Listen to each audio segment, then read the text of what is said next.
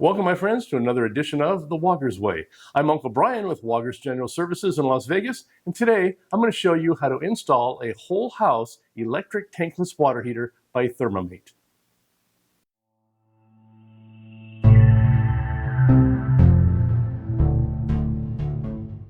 Today, I'm going to go over how to install this whole house electric tankless water heater by Thermomate.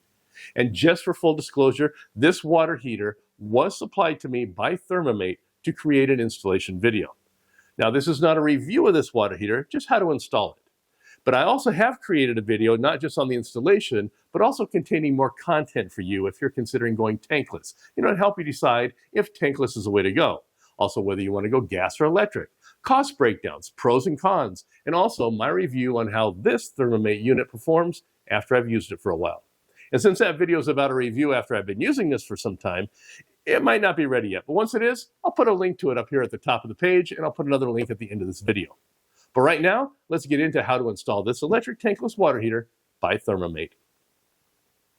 Now, Thermomate has 3 levels of electric tankless water heaters that they classify for whole home use, which range from 11 kilowatts to 18 kilowatts and all the way up to 27 kilowatts. Now, today, I'm going to hook up this 27 kilowatt unit, but installation for all 3 is pretty much the same. The only difference is the number of breakers and electrical wires that you're going to need. Now be prepared, electric tankless water heaters, not just the ones by Thermomate, but all electric tankless water heaters have high requirements for the electrical power to operate them. Now this 27 kilowatt unit I'm installing uses 114 amps. It requires 3 40-watt double pole breakers. So if your existing service panel won't support the power requirements needed for your particular water heater, you may either have to upgrade your service panel or add a sub panel. Now luckily, I was able to configure my service panel to accommodate the 3 double 40 amp breakers, but now my service panel is pretty much maxed out. And I'm going to be doing some more work around here, which is going to require more circuits, so I'm going to have to install a sub panel in the near future. But for this installation, we're pretty much good. Now, like most of you, we've probably only had tank-type water heaters in your house. And I've been contemplating transitioning over to a tankless unit for quite some time. But put it off due to time restraints and mostly procrastination. And I've also only considered going with a gas-fired tankless unit and never really gave much thought to an electric unit. That is until Thermomate approached me for this video. And now, electric water heater is kind of on my radar. Now, I may not even go with a gas unit if this one performs well. Who knows? Now, my review conclusions will be included in the video at the end of this. But before we get into the actual nuts and bolts of the installation, there are a couple things you need to ask yourself. 1, do you have the electrical capacity in your service panel to support the electric tankless unit that you're using? And 2, do you have the skills and knowledge to do the transformation yourself? Now, I'm going to give you the knowledge in this video, but if you don't have the skills or are not comfortable doing this yourself, please, hire a professional, because this does involve working with electricity and within your service panel, as well as some basic plumbing alterations. Now, by the end of this video, you'll know if this is something that you can undertake, and it's really not that difficult. I mean, if you have basic plumbing skills and you're comfortable working with electricity, this could be a DIY project. All right, let's get into it. Now, some of the materials you'll need for this project include, well, obviously, you need a water heater. Okay. After that, you're going to need breakers. Now, for the 27 kilowatt unit that I'm installing, you need 3 of these double pole 40 amp breakers. The 18 kilowatt uses 2 of these, while the 11 kilowatt uses 2, but in 30 amp, not 40. And make sure you obtain the proper breakers that are compatible with your service panel. They're not all the same. Okay. You're also going to need some wire to go from the breaker to the water heater.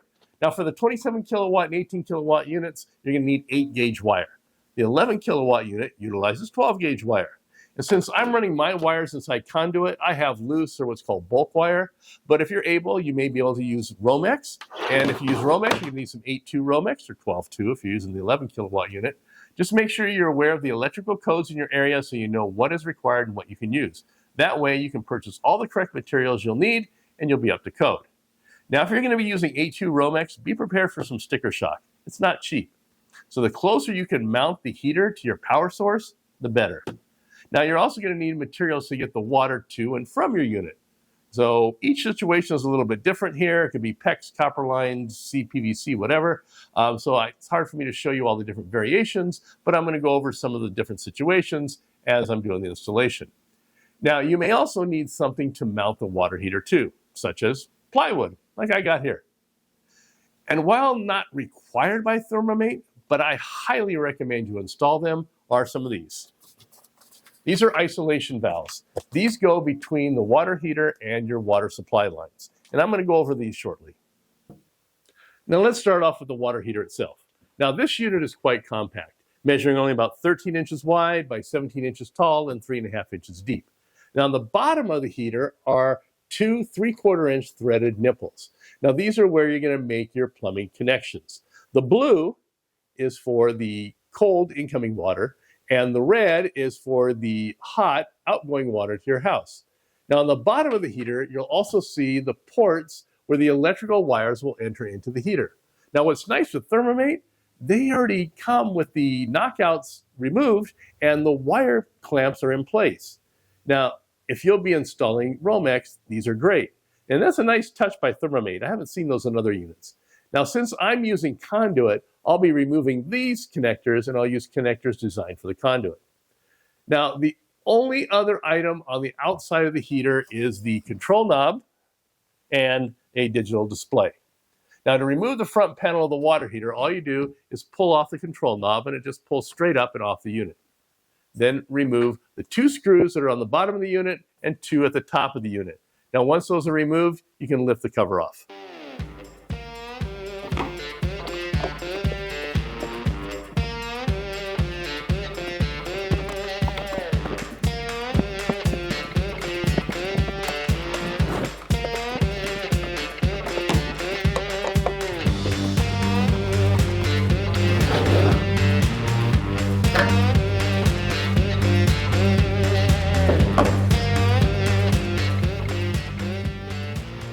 Now, the only thing you're going to need to access inside the unit is these blocks here at the bottom. This is where your wires will connect. Now, the first step is to install the isolation valves. Now, the instructions from Thermomate, they don't mention anything about installing these valves, but I would never ever install a tankless water heater without installing isolation valves. It's not even an option I give to my clients. It's just a mandatory part of the installation process. Not only do these isolation valves provide a way to shut off the incoming or outgoing water to and from the heater, but they also have these service fittings for when you'll perform routine maintenance on it, like descaling. Now, they also have the fitting for the TPR, which is your temperature and pressure relief valve. At the top of the isolation valves is a union. Now, this union comes in two parts. If you take away the top part, you'll see it has a little washer on there. Don't lose that washer. Now, this top part is a part that's going to thread onto those nipples on the bottom of your water heater. Now, you notice that when you take off these caps, when you take off the blue one, well, there's a little blue ring. And when you take off the red one, guess what? Yes, it leaves a little red ring on there. That way you can't mix anything up. Now we're just going to attach those valves to each one of those nipples. So start off by wrapping some Teflon tape on the threads of the nipples on the bottom of the water heater. Now, I recommend using a high quality Teflon tape. Some of these isolation valves may come with some tape, but it's usually pretty crappy stuff. Now here I'm using some Blue Monster tape. I love this stuff. So 4 or 5 wraps in a clockwise direction is sufficient. Now, I normally also install pipe thread sealant on top of my tape. It's what's referred to as a belt and suspenders approach, but it's not allowed here. In the instruction manual, Thermomate states that pipe dope is not allowed to use on the threads of the outlet and inlet fittings. Only thread sealing tape can be used. So, if you're like me and you love your pipe dope, don't use it here or you may void your warranty. Now attach the top part of the union to the nipple on the bottom of the water heater. Start them slowly by hand, making sure not to cross thread them onto the nipple.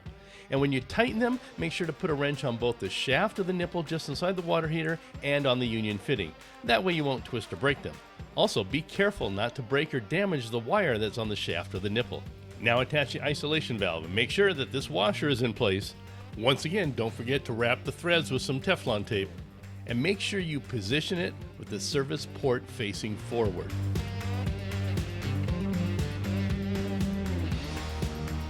On the bottom of the isolation valve, you'll need to attach the adapter for the type of water lines that you're using.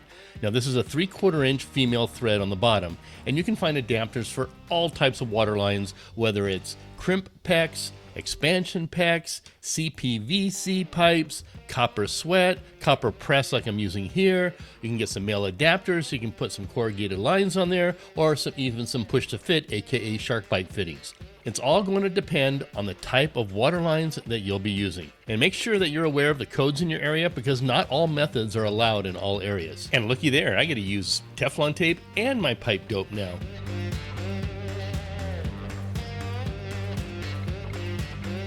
Let's wipe everything off to make it nice and pretty, and then we'll do the same thing with the isolation valve on the hot outgoing nipple on the water heater. Remember to put Teflon tape on all the threads.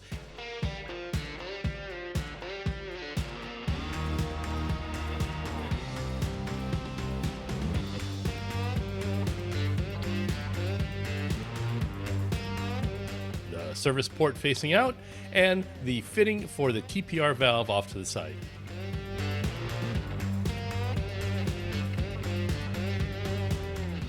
And don't forget to actually install the TPR valve and put some Teflon tape on the threads also. Once both valves are attached, just make sure that the caps for the service ports are snug down tight, and then go ahead and turn off the valve for those service ports. Also turn off the valves for the supply lines, and make sure that all your fittings are nice and snug and tight. Once all that's done, well, then you're ready to hang the unit. Okay, once you got the isolation valves all attached and snug down, you're going to need to decide where you're going to mount the water heater. Now, typically, you're probably replacing your old tank-type water heater, so you'll be installing this in that location, which makes sense because your water lines are already located there, so extending them down to your new tankless unit won't be too difficult. Now, there are a few things to keep in mind when deciding on where to install the unit. One, interior only. This is not rated for outside installations. Number two, there is a top and a bottom. Always mount with the water connections on the bottom. 3, don't install anywhere that water or any kind of liquids can drip on it, like under an air conditioning unit, water connections, things like that. 4, don't install it in a location subject to freezing temperatures. Basements, crawl spaces, attics, outside enclosures that aren't insulated, etc., etc. If the water inside the unit freezes, it can cause permanent damage to the unit, and that is not covered under your warranty. Number 5, keep it away from direct sunlight, moisture, dust, steam, and other liquids. The unit must be kept dry. Number 6, if you have poor water quality, you should consider installing a water softener or water treatment system for the home upstream of the unit. And if you are on well water, then a water treatment system is pretty much mandatory. And number 7, don't install it in areas of flammables or flammable vapors. Okay, now that you've decided where to mount it, you're going to need a flat, solid surface to which to mount the unit. Now, according to Thermomate, the wall must support 4 times the weight of the unit. Now, this unit weighs 22 pounds, so the surface to mount it on needs to support at least 88 pounds. Now, I recommend placing a 3/4 inch thick plywood panel on the wall, kind of like what I got here, making sure that the plywood will span the studs on both sides and then secure the plywood to the studs. Now, if you try to mount the water heater directly to the wall, if it's drywall, you'll only get studs on one side. But on the other side, there won't be anything solid to mount it to, and drywall anchors just aren't sufficient enough in this situation. Okay? So if you're mounting to a solid block, brick, or cement wall, then you don't need to worry about the plywood panel. Unless the wall's not even, it's flat, then you might want to put a panel on there just to make it even. Now, the water heater comes with this little template here, and it's pre-drilled. There's holes punched out where your screws are going to go. So all you need to do is, I need a level. Hold on. All right. Figure out where we're going to mount it. Hold your template up there. Make sure it's level. Take a pencil or pen or Sharpie. Put a mark at each one of the punched out holes. Then go ahead and pre-drill the marks. I usually only pre-drill the top ones. I'll show you why. Once you got those done, take your screws. These are your top screws. Mount them into your plywood, leaving about 1/4 to a 1/2 inch out. Once you have those there, you can grab your water heater. And the top holes are keyholes. cutouts, so you can just go ahead and hang them right on those 2 screws. Once you have those there, then you can go ahead and pre-drill your bottom holes. Goes right where the slots are.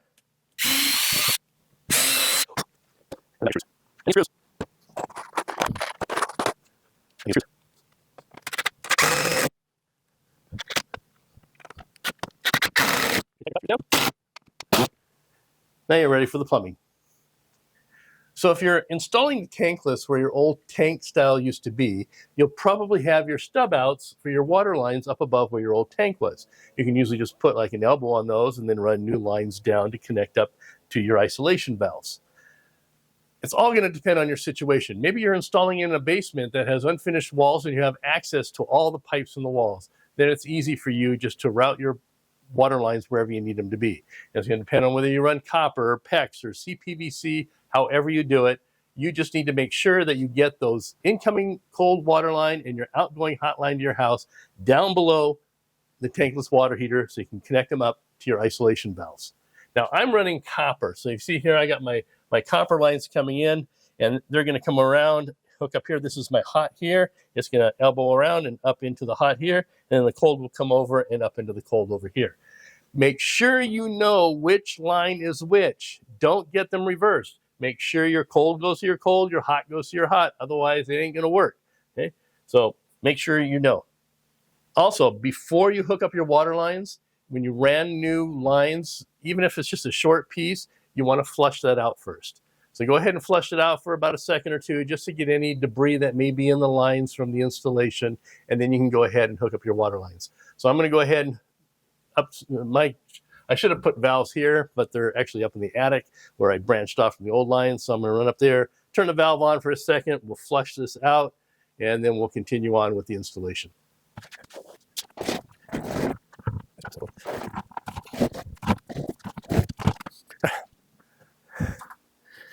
We have water. Ooh, there's some sediment in there. Good thing flushed it out.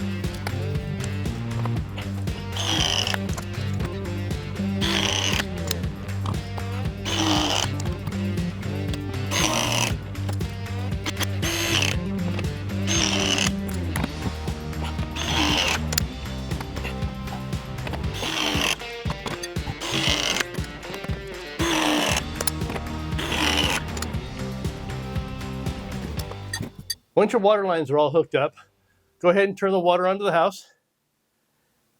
Make sure these are off first. Open up a faucet or two inside the house, and then you're going to go ahead and open up the water because you want water to flow through and check for any leaks in this area. So we got the water on. We're ready to give it a shot. Cold is on. Outgoing hot is on. I can hear the water flowing. We'll give it a few seconds, make sure water gets fully circulated through here. You want to check all your fittings. Make sure there's no leaks. We have no leaks. Woohoo! So once you've determined you don't have any leaks, go ahead and turn your water off, turn your faucets off, and it's time to hook up the electrical. Now these units are set up for either 208 volts or 240 volts. So whichever you're running, that's what you need to set it at. It comes from the factory, the default setting is 240 volts, and there's a little switch right here. So if you're running 208, you just switch that up. Otherwise, leave it down at the 240. We'll get you a close-up shot here so you can see what I'm talking about. So this is the little switch I'm talking about. So up is 208, down is 240. The default from the factory is set at 240. Now you're going to run your wires. Now whether you're going to use Romex or whether you're going to use bulk wire like I am and run it through conduit, there's one place everything starts, and that's in the breaker panel. Let's go out. Okay, a little bit of a hiccup here. As I was filming, apparently I forgot to realize that my camera was running off of electrical power, not battery. So once I shut off the breakers, it stopped recording. So you probably only saw a point up to whatever breaker I hit that turned it off, and then it shut down. So we're gonna do this all over again. All right, so take two. All right, so here's the electrical panel. I already got the cover taken off so you can see inside. Now this is gonna take 3 40 amp double pole breakers. Okay, so I got 3 slots up here, 1, 2, 3 for these breakers.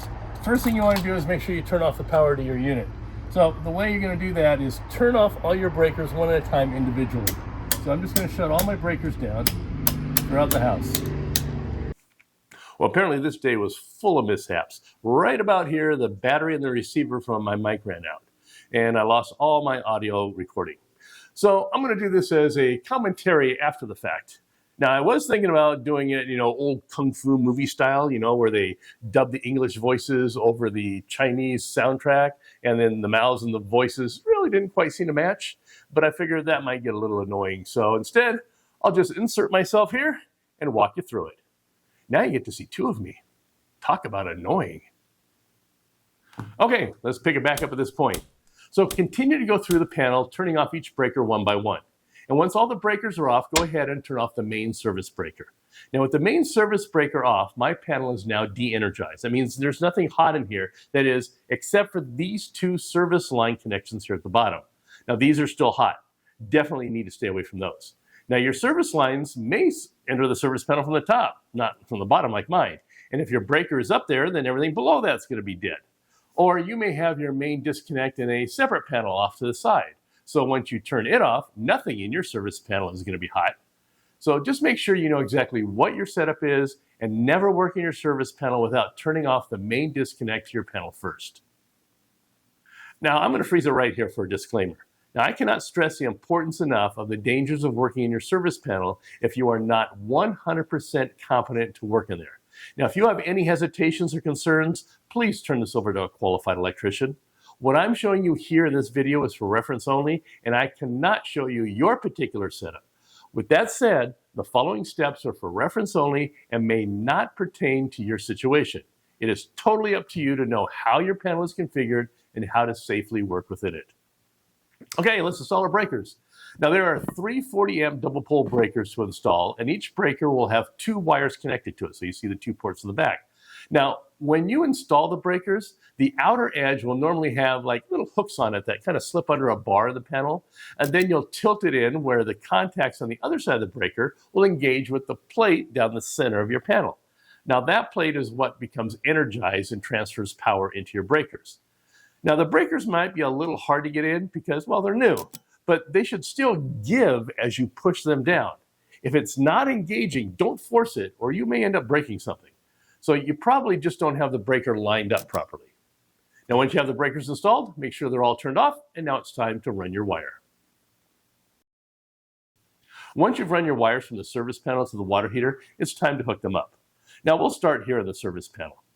Now since I'm running bulk wire through conduit, I ran links of black and red for my hots, along with a green for the ground. And just to make it easier, I wrapped each set of wires together. One set is wrapped with yellow tape, and the other two are, well, they're both with white since I didn't have a third color tape on hand. I just labeled them white 1 and white 2. And then the other end of the bundles are wrapped and labeled the same way. Now, all the ground wires will hook up to the grounding bar inside your service panel. Now, one set of wires will go to one breaker in the service panel. Now remember, there's 2 connections on each breaker. That's for each wire. And then the other ends will go to one set of contacts at the water heater. Now the next set of wires will go to the next breaker, and the last set will go to the third breaker.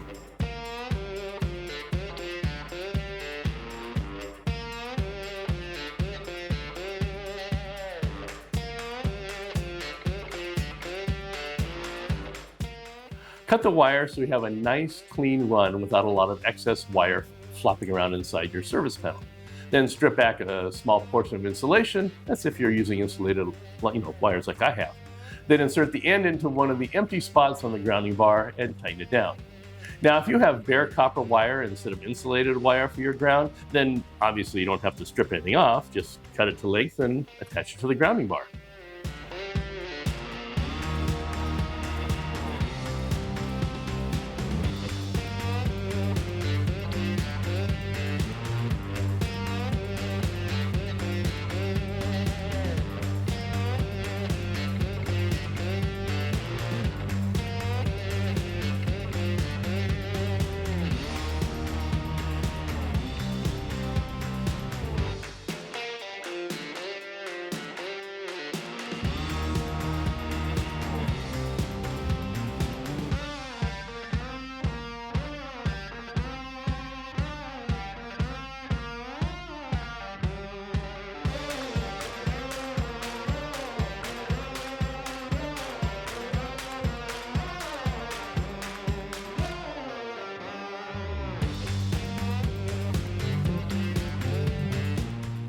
Once you have all your ground wires connected to the grounding bar, you can connect your hot lines. Now you're going to do the same with your hot lines. Run them down to the breaker, cut them to length, and strip off some insulation and insert them into the breakers and tighten them down.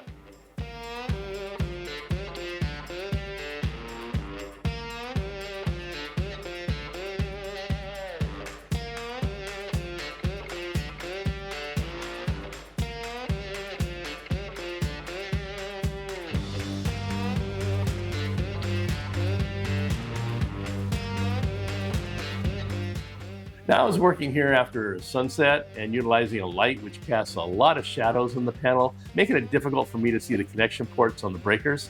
And if you're having a hard time getting the wires into the breakers, you can just, remove the breaker so you can turn it to see the ports, making it a whole lot easier to get the wires inserted. And after tightening them down, then you can just pop the breaker back into the panel with the wires already attached.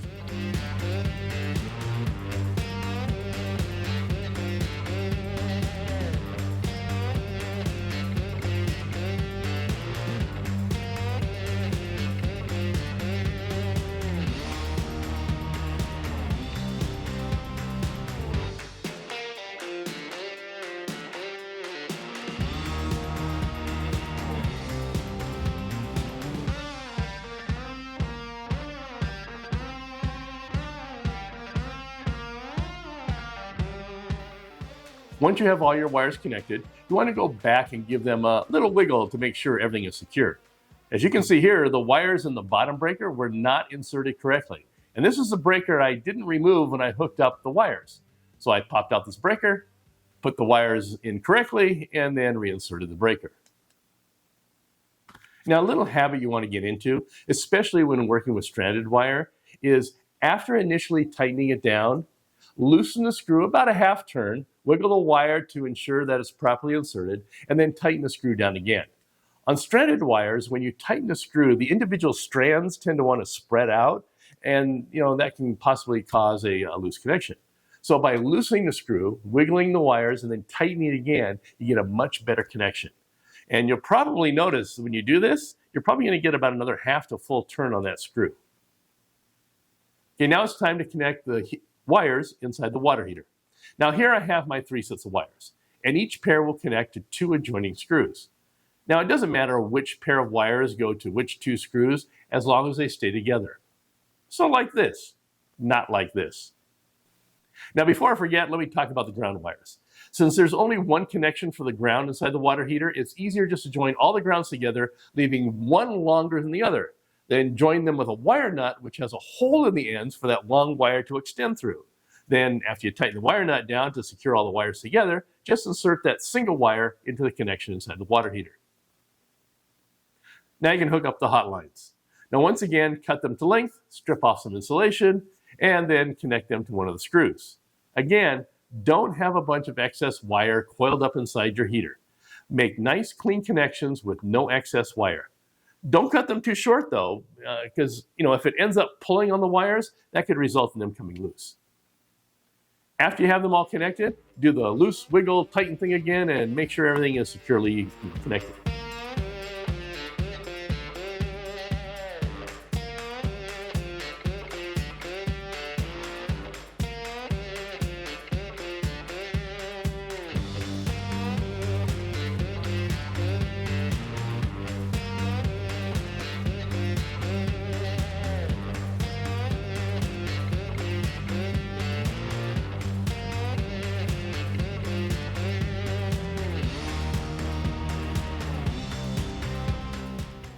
Now, did I have to make it black, red, black, red, black, red? No, that's just kind of the OCD in me. If you're using Romex, your wires will most likely be black and white. Now, you'll just need to re-identify the white wire to indicate that it is a hot line and not a neutral. And the easiest way to do that is to just wrap a piece of black electrical tape around the end of the wire. Now you're ready to turn the power back on. At the breaker panel, all the breakers should be in the off position. The first thing you're going to do is turn on the main breaker. And get in the habit of turning your face away from the panel when you flip on the main. Then just go through and turn on each breaker one at a time. Now this is a good opportunity to get the feel of each breaker as you're turning it on, just to make sure it turns on with a nice solid click. And if you notice any problems with any of the breakers, now is a good time to replace them. Once all the breakers are on, you can reinstall the cover panel. Now, if you added the breakers to a section that didn't have any breakers previously, you'll need to break off the cover plate for any slots where you now have a breaker. Now go ahead and reattach the cover on the water heater and secure it with the 2 screws on the bottom and the 2 screws at the top.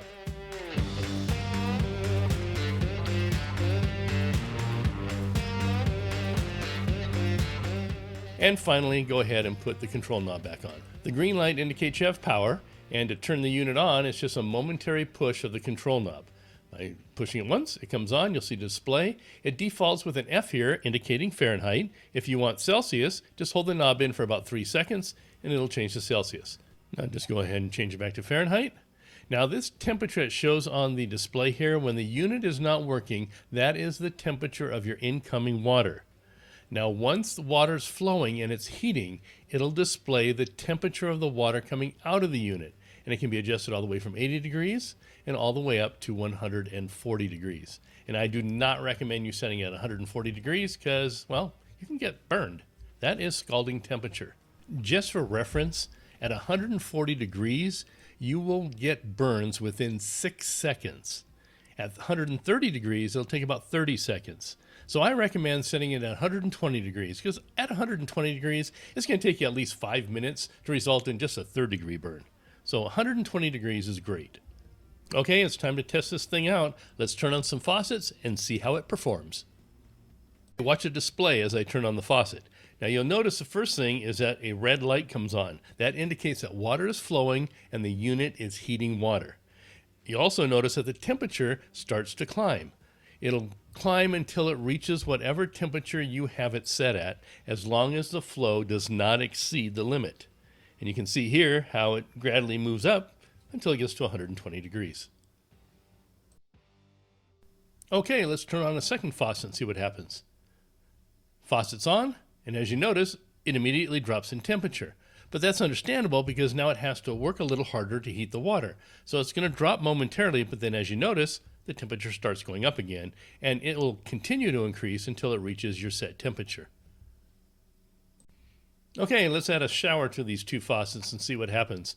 All right, the shower's on, and as you can see, the temperature starts to drop, but as usual, it goes down, but then as the heater starts to kick in a little more, the temperature is going to rise again.